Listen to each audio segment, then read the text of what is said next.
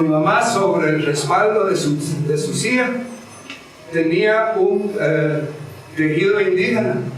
Y esto fue antes de televisión. Pero era de rayas rojas y blancas y encima bordado rojo. Yo me hincaba enfrente de la silla, ponía mis brazos sobre el asiento y veía esa tela como que si fuera televisión. Todo lo que yo hago viene de ese tejido.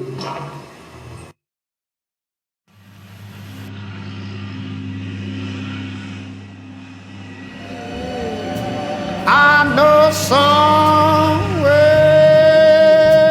over the rainbow, the bluebirds fly.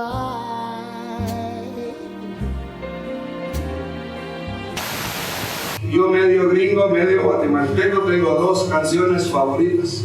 Luna de Xelajú y Somewhere Over the Rainbow de Judy Garland. Amo a una tanto como la otra.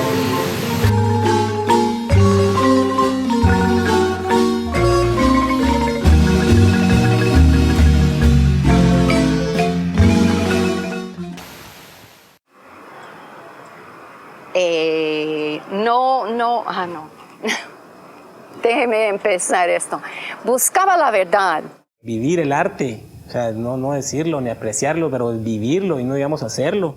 Y entonces tuvo como una meta de oro y bien inscrito en su cabeza sobre cómo debe de ser las cosas, cómo podía hacer las cosas. O sea, él tenía la capacidad de sintetizar las formas y de llevarla a lo más ínfimo. Todo lo que uno ve en un diseño de Dani es premeditado, súper calculado, no es producto de algo espontáneo, todo lo contrario. Entonces yo creo que al final todo eso se deja ver.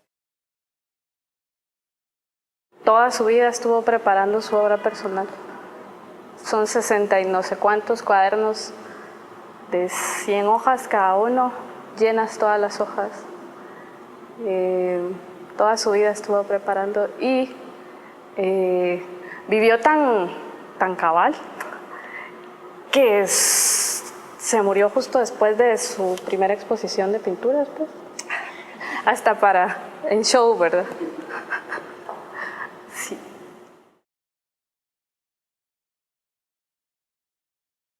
Esto es el principio de un libro que yo quiero diseñar, investigar, publicar. Yo había visto otras barberías, pero no me llamó a pesar de la palabra estética, pero no me llamó la atención. Cuando con Roberto vimos esta, ahí está el título de mi libro, y es el título de la conferencia, en toda su humildad, pero peor en nada.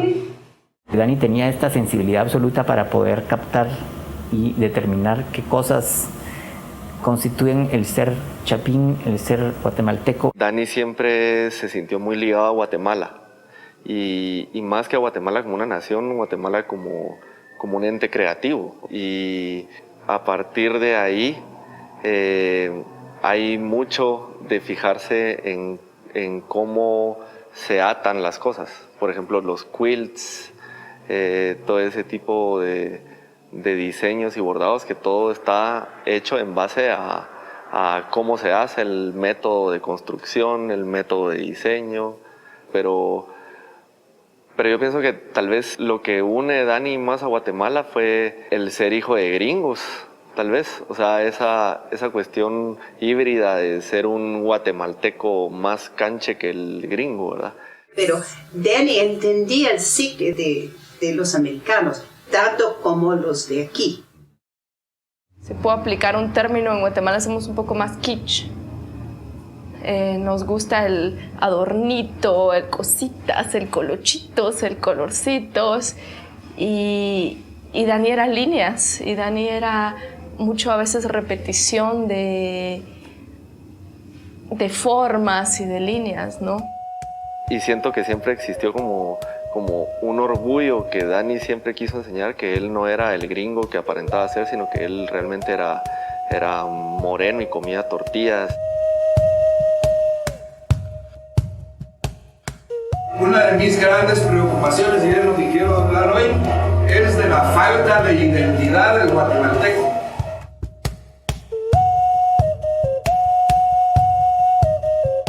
Porque lo que le da a uno su cultura es su sentido de identidad.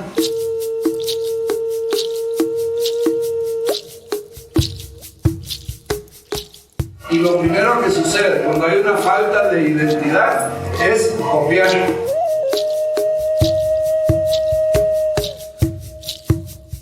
Hemos copiado la Torre Eiffel, next. El Art Deco, next.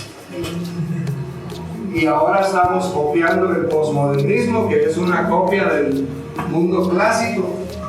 Hemos copiado algo más posmodernista, pero fíjense, y yo no me di cuenta, Roberto se dio cuenta, me hizo acercarme, next,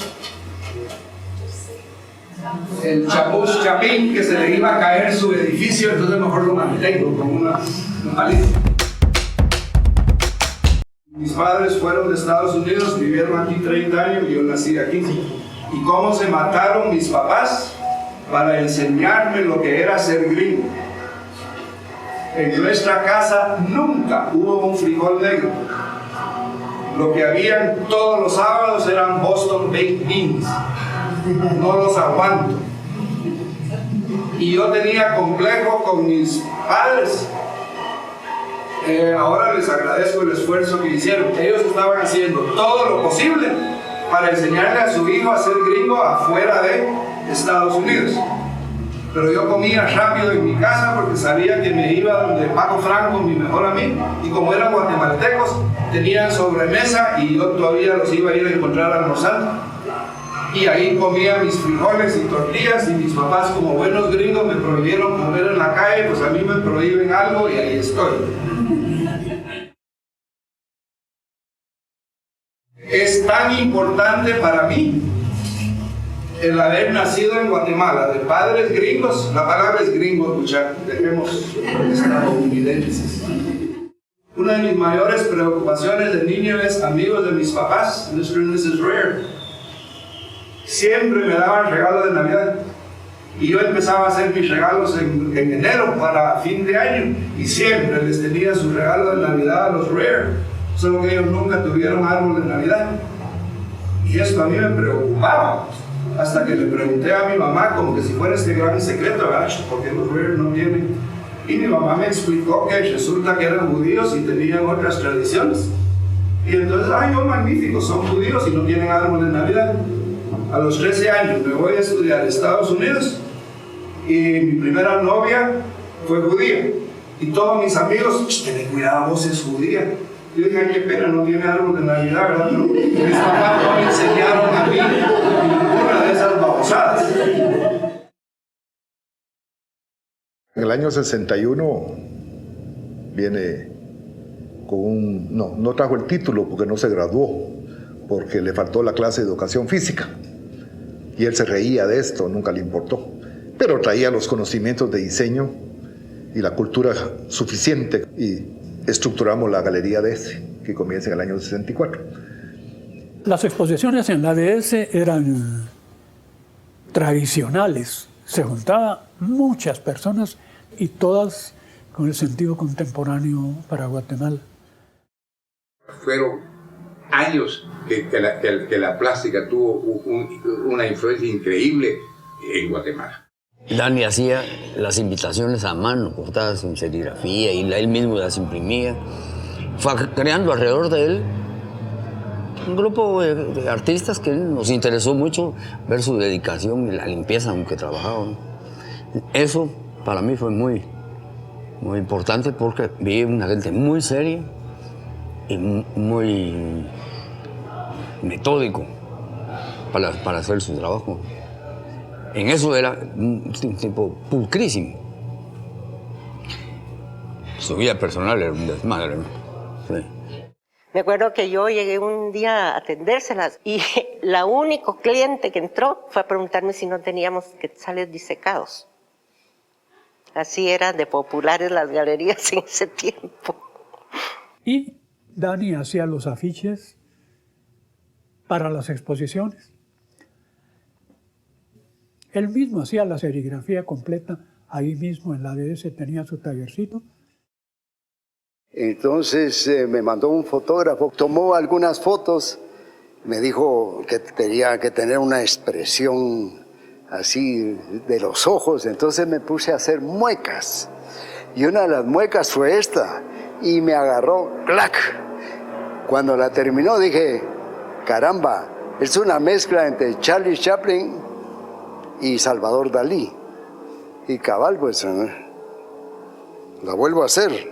Ahí está más o menos. Él hizo el afiche para Flor de Cactus, dirigida por Hugo Carrillo. Y donde Dani, al fin entrando no como promotor, sino como un director, puso La Noche de la Iguana. La otra obra de él que vi fue una producción de Our Town, de Thornton Wilder. Esto fue tal vez 2 años antes de la apertura del teatro ahí. Él lo montó en el lobby. Dirigió otra obra, Play It Again Sam, con un elenco maravilloso.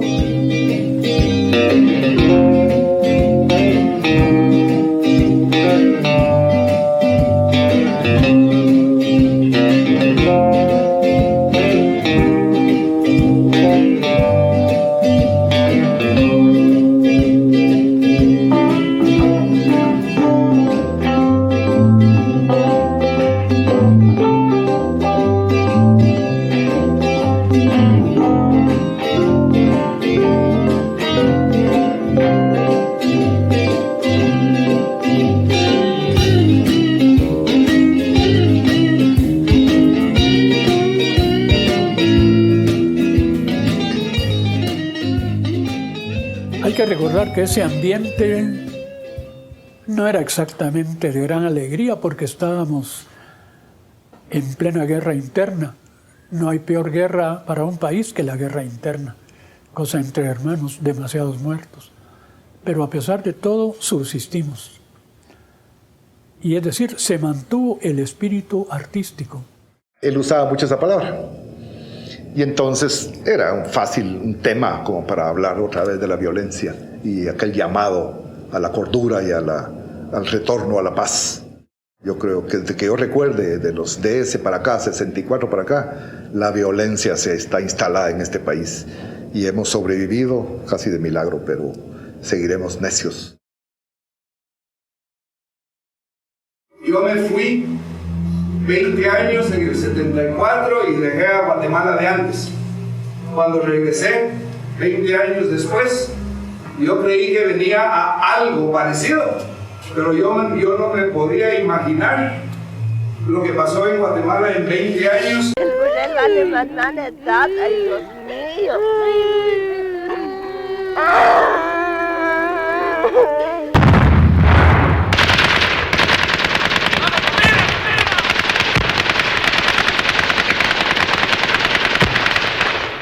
Esta es primera vez que yo siento que yo estoy viviendo en un país extranjero. No lo reconozco.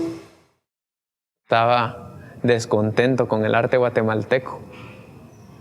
Supongo que se dio cuenta de que estaba muy negativo al respecto y comenzó a enseñarnos, mire, tal vez eso es bonito, y mire, tal vez haya algo bueno, y a descubrir esa cultura surgente que hay en las calles y en nuestra Guatemala viva.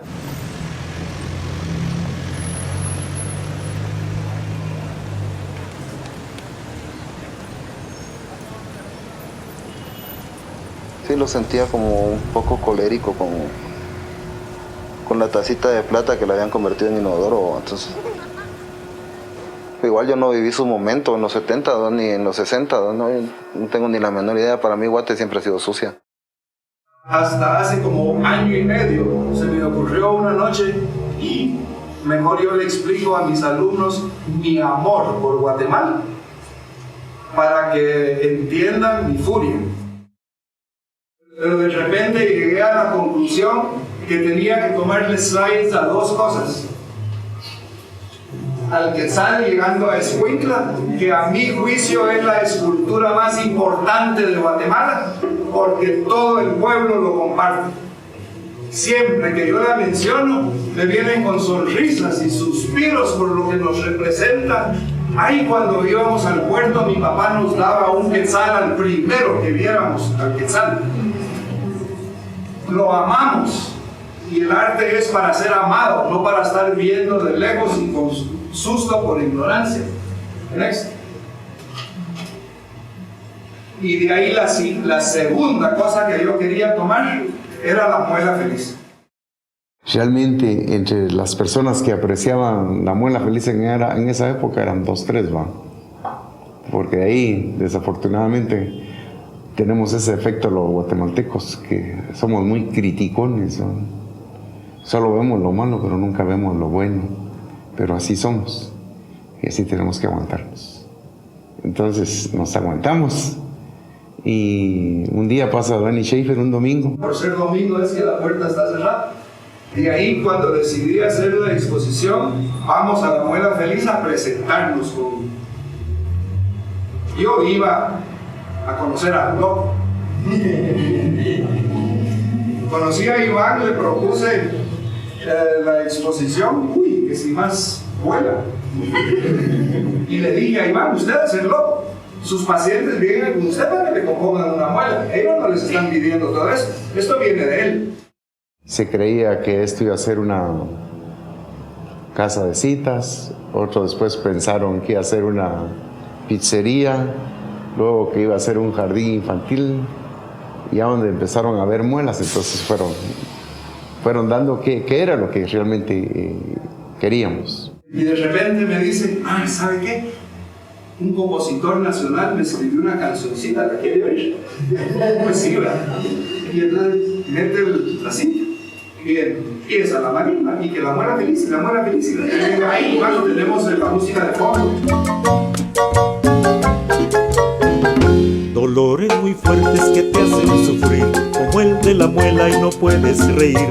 Con tranquilizantes quieres combatir todo ese tormento y te sientes morir. Ya no sufras tanto y tienes que ir. Del quetzal y de la muela feliz es que nació todo lo demás. Yo no tenía ninguna idea a qué iba a llegar, como una buena investigación. La conclusión debería de ser sorpresa. Y puchica, qué sorpresa la mía, ahí van a ver. Ahora llegamos a este hotel en Oakland. A mí me parece maravilloso. Es como todos los extranjeros que vienen a Guatemala, se dicen entre ellos al llegar al aeropuerto, váyanse al campo, olvídense de la ciudad.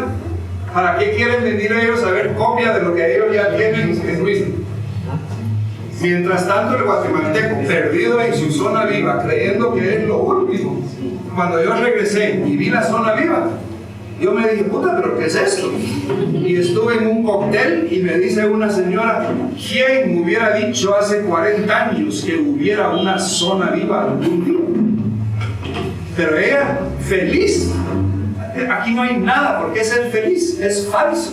Es así. Pero la zona viva es falso, es copia. Para mí, la zona viva es kitsch. Se hacen las cosas porque así se hacen, porque así las vi en las revistas, pero no entienden.